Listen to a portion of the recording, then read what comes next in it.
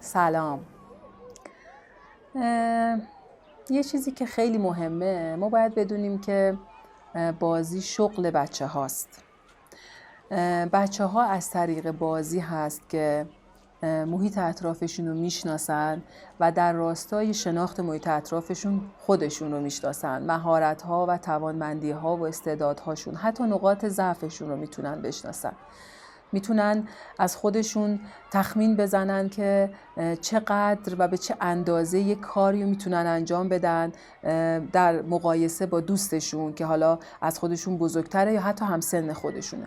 پس بازی اهمیت بسیار زیادی تو زندگی کودک داره و ما باید این فرصت رو برای بچه‌ها بسیار فراهم بکنیم.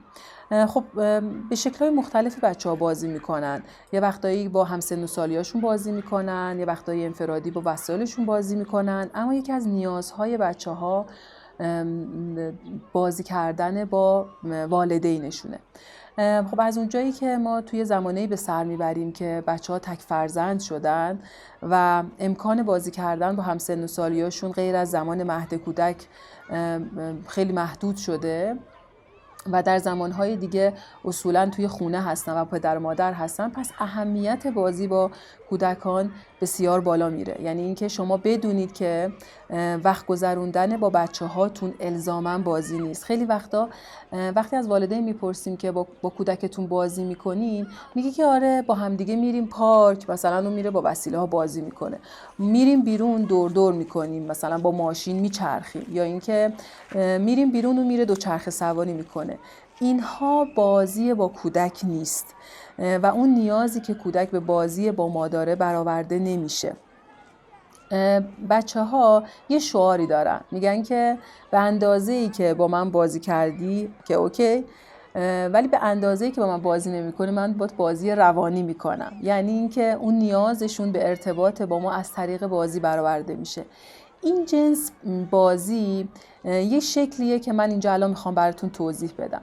توی اون فضایی که ما با بچه‌ها بازی میکنیم قطعاً موبایل دستمون نیست، هیچ کار دیگه ای انجام نمیدیم، مشغول نوشتن، آشپزی کردن، نگاه کردن به تلویزیون و رفتن به کامپیوتر نیستیم. ما تماممون تو اون لحظه با کودک هست و داریم اون زمان رو با اون سپری میکنیم.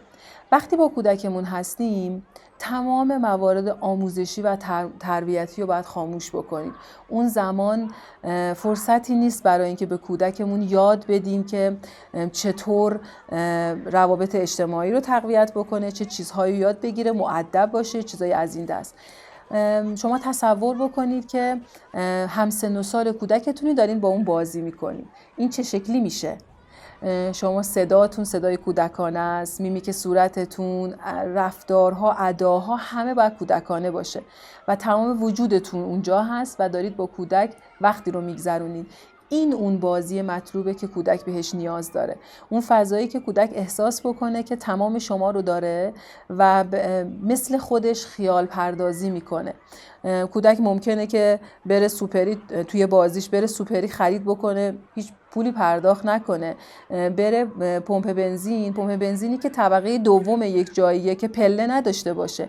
اینها همه خیال پردازی هاییه که ممکنه تو بازی در کودک به وجود بیاد، اما ممکنه برای ما غیر منطقی باشه. چرا پمپ بنزین طبقه دومیه که پله نداره؟